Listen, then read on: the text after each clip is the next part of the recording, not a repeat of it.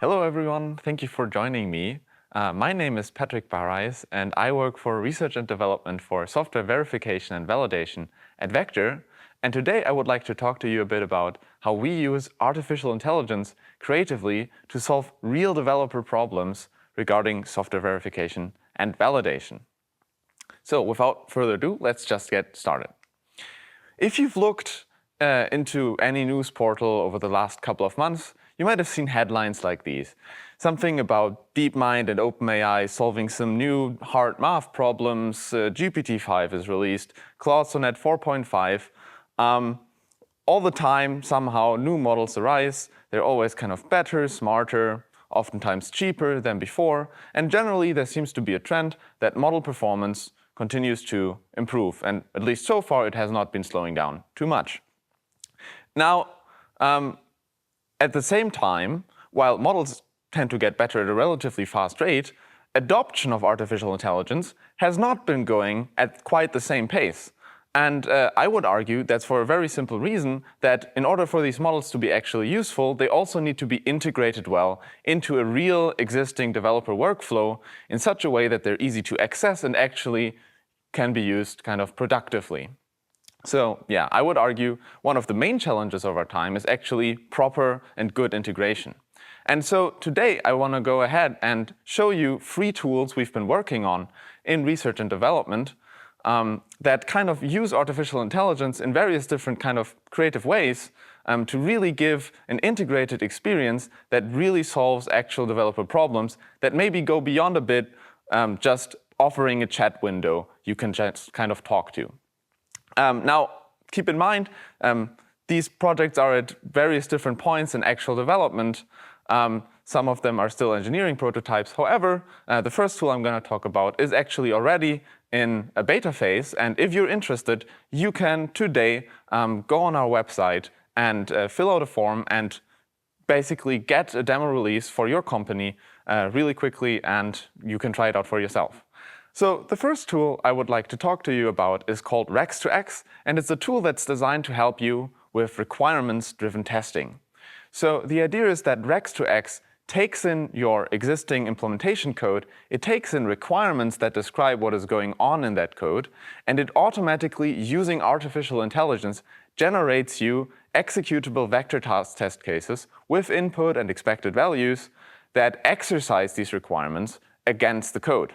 Now, this is very useful, of course, if you're interested in doing requirements-driven testing, because the alternative is to kind of go ahead and manually look at your requirements, look at your implementation code, and manually write all these test cases.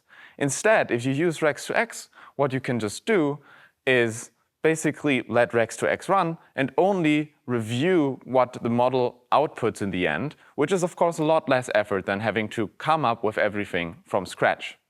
Now, the way this works is, of course, a bit more complicated than just going to ChatGPT, pasting in all your requirements, your entire code base, and just telling it to please magically generate me vector cast test cases. And this is for 2 very simple reasons. Well, first of all, a lot of models don't really know too much about vector cast or its syntax, because a lot of it is, of course, in private code bases, and so just asking it to do this will not likely go very well. And second of all, of course, and this is a well-known problem with language models, they tend to hallucinate a lot and just tend to not be super reliable. So for instance, if you were to go with the naive approach to just go into ChatGPT and paste everything in there, you have no guarantees that ChatGPT will not just ignore a requirement to generate test cases for, nor do you know if it will actually manage to set all the values it should set to really properly exercise a requirement. Now, Rex2X actually deals with all these problems by placing strong guardrails on what the model is actually able to generate, and finally controls basically what the model can output and also what goes in the model. So Rex2X carefully selects all the necessary context you actually precisely need to generate a test case for a requirement, and nothing more than that. And in fact, these guardrails are so strong that we don't need to use a customized, fine-tuned model that has been specifically trained to generate vector cast test cases, but instead Rex2X can basically work with any model you like. So we plan to offer this on a bring your own model basis, where the idea is that you can just kind of use whatever model you're comfortable with, hook it up to Rex2X, and you can get out good, executable, valid vector cast test cases really easily. And this is, of course, very useful because oftentimes companies are very worried about sending their information off to arbitrary cloud providers like OpenAI because they might train on this data, and that's a thing that you obviously do not want. With Rex2X, you can just spin up a local OLlama, a VLLM, or whatever kind of model provider you are comfortable using, and everything will just work as well, and your data stays secure. Just as an aside, before we jump into the actual demo, there's one more thing I want to briefly highlight. Sometimes maybe you're interested in doing requirements-driven testing, but you do not even have requirements to begin with. And you might initially think that means you cannot use X2X. However, we do offer a supplementary tool to the main test generation tool that actually allows you to take in your implementation code and generate requirements using similar guardrails purely from the code that nails down kind of what the code is currently doing. This is very useful if you have a software that's been in production for a very long time, you're really sure kind of works correctly, and to kind of go from there to really do proper requirements-driven testing. Again, you need to do human review before actually sending anything off, but that's the only thing you have to do. All right, that being said, all very abstract so far. Let's actually jump in and to see what this kind of looks like. So I brought here today for you a kind of small C program. As you can see, it's opened in VS Code. What the C program basically does, it's a very, very simple small program. It simulates the going-ons of a restaurant. So in this restaurant, you can do a variety of things. For instance, you can kind of queue to get a seat. You can place orders once you're at a seat. There's also even a special system where once you order something, you sometimes get free desserts if you order a specific combination of meals. So just a general variety of systems that kind of together simulate a small restaurant with some non-trivial logic. And along with this, I brought some requirements for this simple manager program that in natural language nails down what it actually is that this program should be doing precisely. And so for instance, in relationship to the last thing I just talked about, that sometimes you get a free dessert, like a pie if you order a steak, a Caesar salad, and a mixed drink, you actually kind of have that in the requirement FR27 down in the right-hand corner, which you can see just there. Now in the background, I also just started already the test generation process. And what this will do now is basically take in exactly these FR27 requirements, or all the others too, and now starts kind of getting the specific context for each requirement it actually needs, and precisely only that, and as well like comes up with all the guardrails on top that it needs to properly ensure a good generation of all the different test cases. A thing that also our tool automatically handles is the case that sometimes for a requirement, you do not actually just want a single test case, right? But instead you want multiple test cases to really make sure you test all the different kind of cases described in the actual text. So for instance, this FR27 requirement, this describes the generation process, or like the adding of the free dessert, has multiple cases. Sometimes you get a free pie, however, sometimes you also get a free cake, and in some other cases, you just do not get a free dessert. So ideally, in this case, for the single requirement, we're gonna wanna end up with around 3 test cases. And so once the kind of test generation finishes in a minute here, that's exactly what we should be seeing come up on the right-hand side. And yeah, so let's just wait a bit more. And now here we are. We see we have test cases on the right-hand side now for all our different functions. We can execute all of them, make sure that they pass. And basically now, perhaps we can take a closer look at what I just talked about, the free dessert business, and we can see we do actually end up with 3 test cases here. We can take a look at one of them where we get, for instance, a free pie. And so what we can see here is that the language model sets up correctly basically the necessary input order it needs for this free pie, and then expects there to be a free pie at the end of executing this add included dessert function. And here we can also take a look, of course, at the actual test script that the model comes up with. There's a test description, of course. It automatically links back to any requirements you have in the requirements gateway. It also takes care of things like allocating the proper amount of memories for all the different values you set and so on. And so this is kind of how Rex2X works. And again, you can try this today. There'll be a link at the end of the presentation. So the next tool I want to show you is also a tool that helps you with test generation. Unlike Rex2X, which does requirements-driven testing for you, sometimes you don't really care particularly about testing a specific requirement. You just want to basically get test cases that cover as much of your code base as possible and basically cover as many edge cases, while not particularly caring about specific textual requirements that these code-based tests link to. Now, to do this, there is already actually a tool in VectorCast called ATG that uses classical artificial intelligence, so not modern language model, but instead a technology called SMT solving to basically analyze your existing code and automatically solve for values it needs to set to get to as many different places in a given function as possible. However, that is not actually what I want to show you today. What I want to show you today is a tool called getMeHere. Now, getMeHere is an extension to ATG that actually does use modern artificial intelligence. And it does so in a kind of clever way that is symbiotic with the classical artificial intelligence approach of the existing ATG tool. While ATG gets you a lot of coverage on a lot of real-world code bases, a thing that ATG cannot do is get you specific coverage.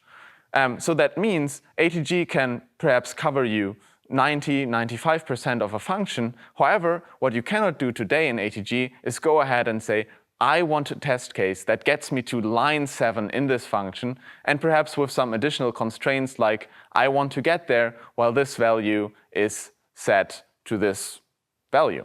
Now, this is for a very simple reason. While classical artificial intelligence is very good at kind of automatically reasoning through a variety of different cases, basically, and kind of solving pure logic problems, a thing it struggles with is if these kind of search problems get too big. So in the sense that, for instance, to get to a specific line, there's a really difficult problem the classical artificial intelligence needs to solve. Namely, it needs to decide how do I actually get to that specific line in the program. And this is because there's, of course, a lot of different ways you could possibly get to a specific line. Because you can choose to go in some if branch, you can choose not to go in one. Maybe there's a while loop you need to enter to set some values to later get into some other if branch, so you can finally get into the one you actually care about. So as you can see, there's a lot of combinatorial kind of problem space building here that becomes very, very large that you might not be able to deal with pure classical artificial intelligence. However, it's a thing that modern artificial intelligence is very good at actually solving. Similarly to how a human who needs to write a test case would kind of do it and basically look at the code, use the human's intuition to kind of work out where it probably, where you want to kind of go to get to a specific line. We can use kind of a modern artificial intelligence language model that kind of sometimes approximates this kind of human intuition and basically allows you to get good guesses about where to go to get to a specific line with a lot less effort than if you had to kind of use a manual classical artificial intelligence approach. And this is what getMeHere basically does. It kind of uses a modern artificial intelligence to generate a path through the code to get to a specific line, and then uses the rest of ATG to actually solve for the values as usual. This looks like in practice similarly to Rex2X. Again, we are in VS Code here, and we have a VectorCast environment open in the VectorCast VS Code extension, and we have kind of a very small function here called foo. Now, while foo is small, it also does have a lot of non-trivial kind of branching and value setting going on. So there's kind of all different kinds of X and Y setting going on in various different branches and so on. And now let's imagine we want to get to line 19. Now, in order to get to line 19, we actually have to take a look at kind of what's happening before then, because in order to get to line 19, you need to get into the else branch, so you need to ensure that y is not equal to 15, and so on, and then you need to ensure that x is basically some value, and there's basically a lot of kind of conditional branching going on here. And if you work it out, you realize that y needs to be between 10 and 15 in order to actually generate a proper test case to get to line 19, which is a difficult problem to solve for classical AI. However, using what I'm showing here now, ATG can basically generate this for you anyways by using this modern artificial intelligence on top of the classical kind of system. And we can see that we did actually generate a test case. In this case, it shows that y is equal to 14. That does exercise actually line 19, which is what we wanted all along. So yeah, that's basically get me here. The final tool I want to talk to you about today is a tool that, unlike the first two, doesn't help you with test generation. So sometimes if you're working in really big code bases and you're developing a new feature and you want to ensure that it's correct, well, what you can do is, of course, run the test cases for your software. However, if it's a big project, then sometimes this running of test cases takes a long time, of course, because you have a lot of test cases. So there's a long feedback loop until you actually know if what you kind of implemented is actually working correctly or if there's some issues you still need to address. Now, to kind of deal with this problem of long kind of feedback loops, a thing you can do instead of testing is linting. For instance, using one of Vector's tools like PCLint+. Now, the idea of linting is relatively simple. Instead of just generating or writing a test case that automatically verifies some kind of behavior, linting simply highlights in your code editor potential issues it kind of sees about your code by analyzing kind of how the code looks like, the control flow, and so on. And linting basically allows you to much more quickly identify potential issues and fix them before you even having to run any sort of test case. And that's precisely kind of what the final tool does. It's called dcheck, and the idea is that it's linting, but for design validation, or let's say requirements validation. So the idea is that you input your code, you have some sort of description of what your code should be doing, for instance, in detailed design or requirements document, and then dcheck automatically analyzes directly the kind of code and the design and compares them to see if what is written in natural language the code should be doing is the same as what the code is actually doing. Now, this is very nice, of course, because it's a much more quick process than having to generate test cases, first of all, based on these requirements, like you would with Rex2X. Of course, it's also somewhat less precise because you're just asking a language model to directly compare the two, and it might make more errors than if it were just writing a test case that then the actual execution engine takes care of is doing what it's supposed to. However, again, it's much more quick at the same time. And from practical experience, we also know that the false positive rate is relatively low, so it's just really a productivity booster for developers to kind of quickly see potential issues. And right now, we have, for dcheck, implemented a VS Code extension where you can just directly see the linting highlights, as well as the CLI too. So let's take a quick look at how the VS Code extension actually looks like. What you can see here, again, is a VS Code window, and I have the dcheck VS Code extension installed that acts as the linting system. And the code you see here is actually some real code from one of Vector's code bases, because actually dcheck started out as an internal tool we developed to kind of work with this kind of code base inside Vector, where the idea is that you have a design description of what it is that any given function should be doing in these comment blocks denoted by internal and end internal above each function. So here we can see that for this function, basically what it should be doing is first copy some sort of context somewhere and afterwards set some job result to failed. And while it's quite a simple function, of course, we still want to ensure that everything is working correctly. And so by default, dcheck, if you have it installed in VS Code, just runs on file-save. And when you do, you will kind of see dcheck highlight lines it potentially sees as violating this design description that's basically defined above the function. Now, if we do this for our function here, what we can see, of course, is that dcheck does highlight a line, namely the final line. And when we look at what dcheck actually complains about, we can see that while the design description says that we should set the job description to failed, the code actually sets the job result to be OK, which is, of course, not correct.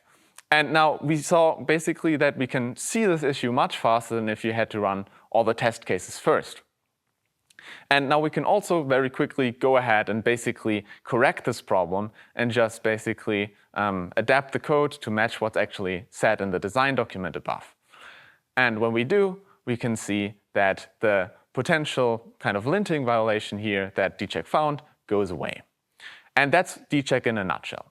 Now, currently, dcheck is still an internal tool we use, and that's kind of productively applied. However, we are very much interested to see if customers are interested in using this tool. So I'd be happy to kind of talk to you about this during the live Q&A if you're interested in knowing more about this tool. That being said, those were the 3 tools I wanted to show you today. To finish things up, maybe let's just quickly revisit the first slide of our presentation and take a look again at these headlines. Again, what they tell us basically is that models tend to get better all the time. And I would argue if we focus on really integrating these models well, making sure they work nicely with our tools, then there's a bright future ahead of all of us, especially if you use our vectorcast tools, because the models get better all the time, therefore our tools get better all the time, and everyone can be happy and be very productive. Now, finally, on this last slide, you can see a QR code. If you want, you can scan this, and it will take you to basically the page where you can sign up for the demo release for Rex2X. So if you're interested, just scan the QR code, let us know, and we'll get you a build that you can use on your own code. Thank you very much for listening. Now I'm happy to take any and all of your questions in the live QA.